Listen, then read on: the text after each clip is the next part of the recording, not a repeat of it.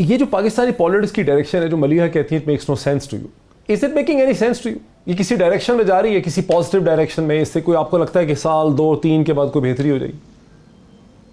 मैं मलिया से बिल्कुल एग्री करता हूँ। बहुत बदकिस्मती की बात है कि हमारी सियासत का कोई सर पैर नहीं है।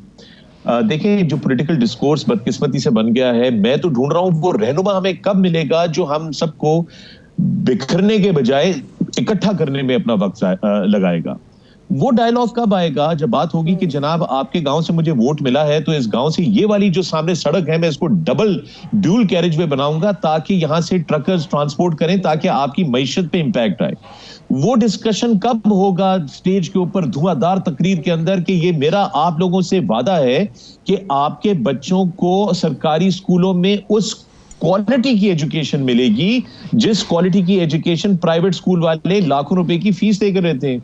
वो डिस्कोर्स कब होगा, वो डिस्कशन कब होगी जब हम बात करेंगे कि हमारे जो आम आदमी के मसाइल हैं, वो कहता है जनाब गैस आती नहीं है चूल्हे में। देखिए जो जेन्युइन प्रॉब्लम्स हैं, पानी की जब बारिश हो गई तो पानी जिस तरीके से खड़ा हो गया, उसके ऊपर कब बात होगी कि जनाब मैं आपको वादा करता हूं कि अगर आप मुझे इलेक्ट करेंगे तो मैं इस जगह से ये सीवेज लाइन को ठीक करवाऊंगा और यहां से लेके वहां तक इसको मैं मूव करवाऊंगा ताकि आप लोगों को मुश्किल वक्त में परेशानी ना हो जब अगर बहुत ज्यादा बारिश हो जाए।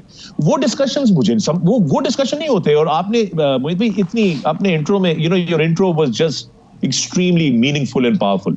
इंटेलेक्चुअली अगर आप इसको जरा गौर से I mean I have got to give you full credit for that intro says it all कि वो डिस्कोर्स किधर है, वो डिस्कशन किधर है, वो डिबेट किधर है। वो डिबेट मैं बहुत दुख होता है। देखिए मैं बैरून मुल्क रहा हूं, मैं एज एन ओवरसीज पाकिस्तानी, मेरा 19वां साल है और मैंने दूसरी कोई नेशनैलिटी नहीं ली। आज भी पाकिस्तानी पासपोर्ट है मेरे पास। लेकिन मुझे दुख ये होता है कि मैं अपने इर्द गिर्द जिस एनवायरनमेंट में मैं रहता हूं, मैं देखता हूं कि पाकिस्तानियों से ही काम करवाया जाता है। खा वो हमारे जो पाकिस्तानी हैं, मेहनत कश लोग हैं, वो लेबर से शुरू होकर आप मिडिल मैनेजमेंट से लेकर हायर एग्जीक्यूटिव मैनेजमेंट तक, जब उनको सही एनवायरनमेंट, सही डायरेक्शन और सही लीडरशिप मिलती है तो आप देख लीजिए, मैं क्या कह सकता हूं, यूनाइटेड अरब एमिरेट्स की आप लोगों के सामने है मिसाल। तो आई जस्ट फील कि बहुत दुख की बात है कि हमारी सियासत जो है वो शख्सियात के इर्द गिर्द फिरती रहती है। मैं अपील करता हूं नौजवान नस्ल से खास तौर पे कि प्लीज हमें ये भूल जाना चाहिए कि ये शख्सियात को भूल जाएं, इंडिविजुअल्स को भूल जाएं और आप डिमांड करें अपने लीडर से, आप डिमांड करें अपने लीडर से कि जनाब लीडर साहब, रहनुमा साहब, मैं आपसे डिमांड करता हूं मुझे वो सही वाली राह बताएं जिसपे ये पॉलिसीज या आप कौन सी स्ट्रेटजी और पॉलिसीज हमें ऑफर कर सकते हैं और कौन सी डिसीजन मेकिंग आपने की है जिससे मेरी जिंदगी पे डायरेक्ट इंपैक्ट आए और हमारे मुल्क की हालात बेहतर हो। हाँ। ठीक है, अब मुझे ज़रा नायाब को इसमें लाने दीजिए, फिर मैं बैरिस्टर साहब की तरफ जाऊंगा। नायाब गौहर जान, आप सोशल एक्टिविस्ट भी हैं, आप सड़कों पे भी निकलती हैं, सोसाइटी के इश्यूज़ के हवाले से आप एक टेलीविज़न होस्ट भी हैं। मेरी 2 बेटियां हैं, एक की उम्र 9 बरस है, एक की उम्र 15 बरस है। मैं जब पाकिस्तान को उनके लेंस से देखता हूं तो मुझे ये महसूस होता है कि पाकिस्तान का जो असल इशू है कि यहाँ एजुकेशन और डिग्रीज़ को मीनिंगफुल होना चाहिए ताकि वो कागज़ के टुकड़े ना हो, बल्कि उनके पीछे वाकई ही वो सेट ऑफ स्किल्स एग्जिस्ट होती हों जो कि वो कागज़ का टुकड़ा क्लेम करता है। मुझे महसूस होता है कि पाकिस्तान के अंदर टेक्निकल और वोकेशनल ट्रेनिंग होनी चाहिए, पाकिस्तान की टेक्निकल वर्कफोर्स के लिए, पाकिस्तान की एग्रीकल्चर वर्कफोर्स के लिए, ताकि यहाँ की ज़राअत की, एग्रीकल्चर की पर हेक्टर यील्ड में इजाफा हो सके।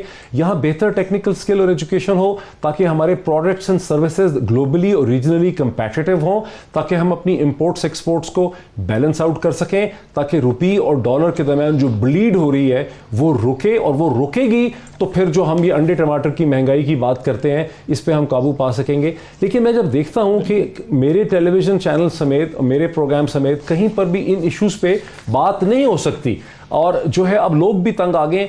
आप क्या समझती हैं कि इश्यूज़ क्या हैं आपकी लेंस से, आपकी नज़र से, आपकी ऐनक से पाकिस्तान के इश्यूज़ क्या हैं और वो डिस्कस क्यों नहीं होते? जी, थैंक यू वेरी मच मोहित साहब। सबसे पहले तो मैं थोड़ी सी एक आयरनी मेंशन करना चाहूँगी कि जो मेन स्ट्रीम पॉलिटिक्स है और जो मेन स्ट्रीम सियासतदान हैं वो उनकी अहमियत आप इसी चीज़ से अंदाज़ा लगा लीजिए कि आपने इस शो का आगाज़ इस बात से किया कि हम उन पर गुफ्तगू नहीं करेंगे, लेकिन फिर भी हम उन पर गुफ्तगू कर रहे हैं, हम उनके बयानात पर भी गुफ्तगू कर रहे हैं। सो आई थिंक वो एक रेलेवेंस उनकी है।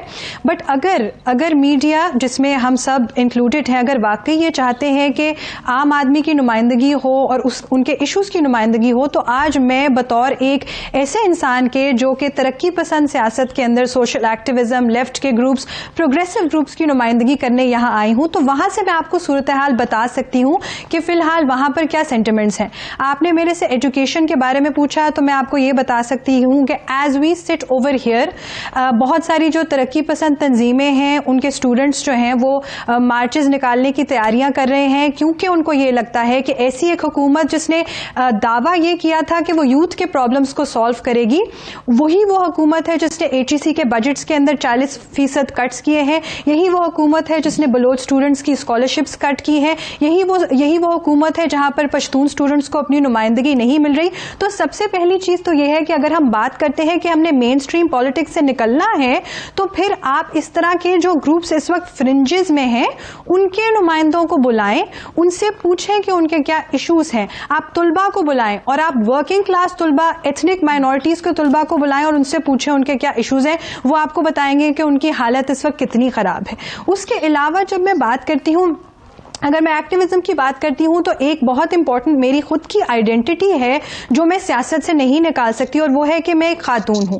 तो एक खातून होने के नाते मेरी क्या एक्सपेक्टेशंस है रियासत से, हुकूमत से, और यहां पर मैं किसी हुकूमत को सिंगल आउट नहीं करूंगी, मैं एक रियासती पॉइंट ऑफ व्यू से बात करूंगी कि ये जो स्टेट है, इसने पाकिस्तान की खवातीन की भी उस तरह से नुमाइंदगी नहीं की। आपने कहा आपकी 2 बेटियां हैं, उनका इशू सिर्फ एजुकेशन नहीं है, उनका इशू इस माशरे के अंदर तहफ़्फ़ुज़, इक्वल अपॉर्चुनिटीज और एक ऐसा एनवायरनमेंट जहां के वो कुछ बन सकें, वो भी लीडर्स बन सकें, उनके पास वो अपॉर्चुनिटीज हों। लेकिन हमने ये देखा है कि अभी तक से ये कारकर्दगी है कि हमारे जो सेक्सुअल वायलेंस के केसेस हैं वो बढ़ते जा रहे हैं, उनके ऊपर कोई एक प्रायोरिटी नहीं है रियासत की कि जो अंडर रिप्रेजेंटेड ग्रुप्स हैं, जो माइनॉरिटी ग्रुप्स हैं, जो हमें क्लेम किया गया था कि एक मुख्तलिफ किस्म की सियासत होगी, वो अभी नहीं हो रही। और मैं इस तरह के ग्रुप्स की यहाँ नुमाइंदगी करना चाहती हूँ, वो खवातीन हो, माइनॉरिटीज हो, वो मजदूरों, किसानों के प्रॉब्लम्स हो, उनकी बात करनी चाहिए हमें यहाँ।